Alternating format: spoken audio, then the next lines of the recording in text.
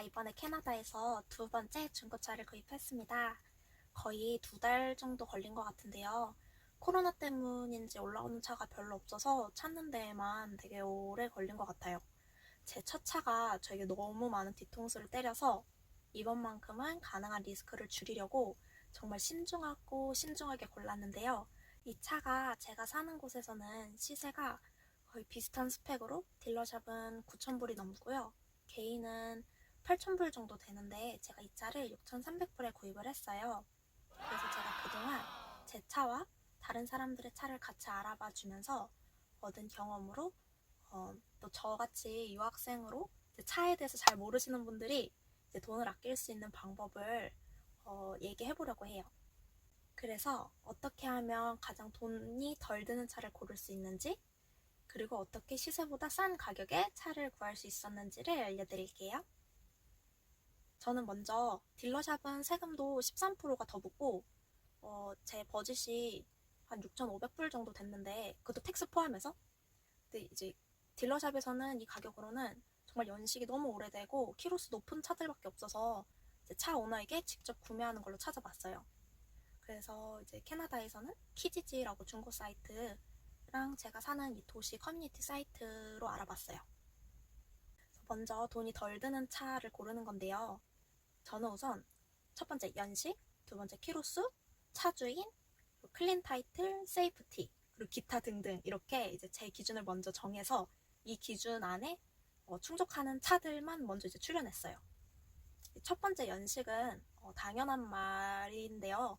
당연히 최근 차일수록 옵션도 많고 좋은데 이제 싼 차를 구입한다고 해서 연식이 너무 오래된 차를 사면 나중에 중고차다 보니까 부품을 주기적으로 교체해줘야 되거나 아니면 말썽을 부려서 수리를 해줘야 될 일이 분명히 생기거든요. 근데 이럴 때 부품을 찾기도 어렵고 또 거의 없다 보니까 비쌀 수 있어요. 근데 그렇다고 연식이 오래됐다고 무조건 안 좋은 건 아니고 시중에 흔한 차, 사람들이 많이 타고 다니는 차는 차가 오래된 차여도 부품이 많은 편이에요. 그래서 시중에 흔하거나 인기가 많은 차는 이제 저같이 나중에 유학생인 경우에 이제 나중에 다시 좋은 가격에 되팔기도 좋은 편이에요. 그리고 두 번째 키로수랑 차 주인은 같이 생각하시면 좋은데요. 이게 키로수가 많아도 주인이 한 명이거나 두 명. 웬만하면 차 주인이 차에 대해서 잘 알고 있고 관리를 잘 한 경우가 많아요. 주인이 키로수가 아무리 적어도 주인이 여러 번 바뀌면 차 관리도 주인마다 다 다르고 전에 어떤 사건 사고가 있었는지 모르는 경우가 많기 때문에 저는 차 주인이 웬만하면 적은 차들로 알아봤어요. 저같이 유학생인 경우에는 키로수가 높으면 아무래도 대팔 때 가격이 많이 떨어지기 때문에 가능한 키로수가 낮으면서 차 주인이 한 명 혹은 두 명인 차로 알아봤어요. 여기서 차 주인은 어떻게 알아볼 수 있냐면 그 구글에 칼팩스라고 검색하시면 알 수 있는데요. 한 50불 정도 지불을 하고 차 고유 넘버를 입력하면 차에 대한 히스토리가 나와요. 그래서 주인이 언제 몇 번 바뀌었는지, 사고가 언제 어떻게 몇 번 났는지, 그래서 차를 어디를 고치고 어디를 수리했는지가 대부분은 나와요. 그리고 이제 클린 타이틀인데요. 이게 차 상태를 말하는 거예요. 그래서 우리가 차가 만약에 사고가 나서 수리하는 경우가 생길 때 조금씩 이제 뭐 범퍼나 이런 거 교체해 줄 수 있잖아요. 수리를 해주거나. 그런데 이제 자동차의 50% 이상을 고치거나 수리한 차는 리빌트 차라고 얘기를 해요. 그래서 리빌트 차는 보험 커버에 제한이 있고 또 이제 아무래도 50% 이상을 바꿨다는 건 사고가 좀 컸을 확률이 크기 때문에 다시 문제가 생길 가능성이 높은 편이에요. 그래서 리빌트 차량은 사람들이 잘 안 찾아서 가격이 더 훨씬 싸기도 해요. 근데 리빌트가 무조건 나쁜 건 아닌 게 제 친구는 리빌트 차를 잘 사서 3년 넘게 큰 이상 없이 잘 타고 다니는 중이에요. 근데 저 같은 경우는 이제 리빌트는 좀 복불복이라고 생각이 돼서 그냥 빼고 찾아봤어요. 그 다음으로 세이프티인데요. 저는 세이프티 없이 차를 사는 거는 전문인이 아닌 이상 비추천해요. 세이프티라는 건 차가 적어도 타는데 안전에 이상이 없는지를 가장 거의 기초적인 것들을 확인을 해주는 건데요. 이제 브레이크가 잘 드는지, 뭐 비상등이 들어오는지, 뭐 안전벨트가 잘 연결이 되는지 이렇게 정말 생명이랑 정말 가장 가까운 부분들을 체크를 해주는 거예요. 그래서 세이프티가 있다고 해서 이 차가 뭐 안전하고 좋은 차라는 건 아니지만 어쨌든 엔지니어가 한 번은 검사를 한 차이기 때문에, 그리고 세이프티가 없이는 차량을 등록할 수 없기 때문에 세이프티를 무조건 받아야 해요.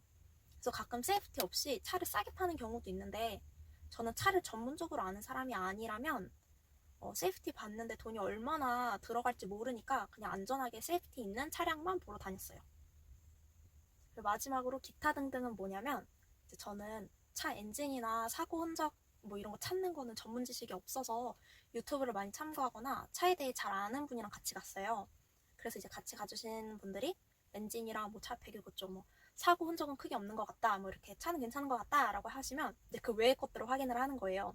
그래서 차 창문은 네 짝이 다 내려가는지, 또 에어컨이랑 히터는 나오는지, 라디오 이제 음악은 나오는지, 또 워셔액, 또 깜빡이, 라이트 이제 불 다 들어오는지, 또 의자가 잘 움직이는지, 또 사이드 미러는 왼쪽 오른쪽 다 위아래 왼쪽 오른쪽 움직이는가를 전부 체크를 하는 거예요. 왜냐면 안 되면 이게 다 이제 돈을 들여서 수리를 해줘야 되는 부분이잖아요. 근데 이제 실제로 제 첫 번째 차는 겨울에 샀었는데 에어컨이 안 나오는지 몰랐어요. 이게 그냥 밖에 있던 막 그때 영하 막 10도 막 이렇게 내려가니까 그냥 밖에 있는 찬바람이 들어오는 건데 제가 에어컨이 되는 건 줄 알고 이제 그렇게 샀었는데 이제 여름이 돼 보니까 에어컨이 안 되는 거예요. 근데 이게 그 차를 300만 원도 안 주고 샀는데 에어컨 고치는 데만 100만 원이 이상 들어서 그냥 에어컨 안 고치고 그렇게 여름을 2번 보냈습니다. 그리고 라이트 같은 경우는 소모품이라 그냥 불이 안 들어오거나 막 그래도 그냥 직접 바꿔줄 수 있어요. 그리고 사이드미러 안 움직이는 차도 봤고요. 히터 안 되는 차도 봤어요. 그리고 워시액 안 나오는 차는 지금 제 차네요. 제가 워시액도 확인을 한다고 했는데 워시액이 없어서 안 나오는 건 줄 알았는데 아마 펌프 문제인 것 같아요. 근데 이거는 이제 공인비가 조금 저렴한 데 가서 이제 부품을 교체해주면 될 것 같기 때문에 괜찮을 것 같습니다.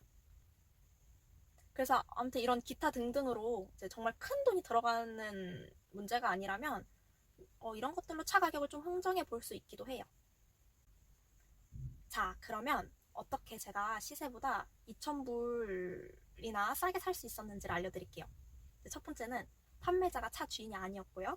두 번째는 판매자 위치가 좀 이제 큰 메인 도시와 멀리 떨어져 있었어요. 그리고 세 번째가 호감도를 높이는 방법이었는데요. 이게 무슨 말이냐면 차 주인이 보통은 직접 파는데 이제 차 주인이 피치 못할 사정으로 뭐 갑자기 이주를 해야 하거나 직접 팔지 못하는 상황이 생기면 친구나 가족에게 부탁해서 대신 팔아주기도 해요. 그런데 보통 차를 대신 파시는 분들은 차 주인보다는 흥정을 잘 해주시는 편이에요. 이게 내 차가 아닌데 내 시간을 내서 자꾸 연락해주고 막 차 보여주고 이래야 되니까 귀찮아하시는 경우가 대부분이더라고요.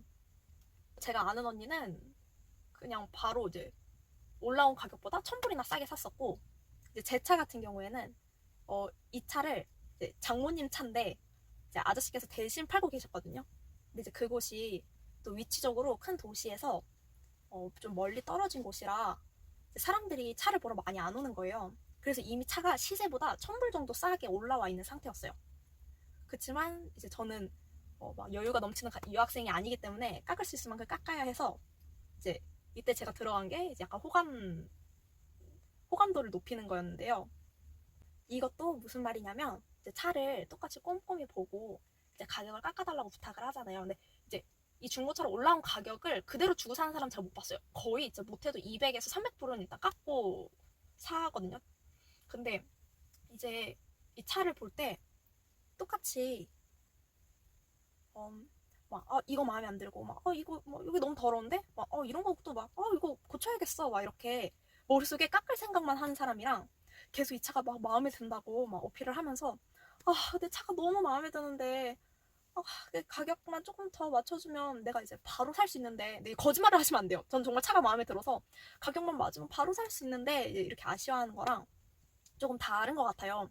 그래서 만약에 제가 차를 파는 입장이어도 막 불평불만하면서 막 이렇게 막 따지는 사람보다는 이제 너 막 차 너무 괜찮다 이렇게 얘기해주는 사람이랑은 아무래도 이제 마음에서부터 조금 당연히 후자 쪽이 더 판매자의 마음에 들지 않을까 생각을 했어요.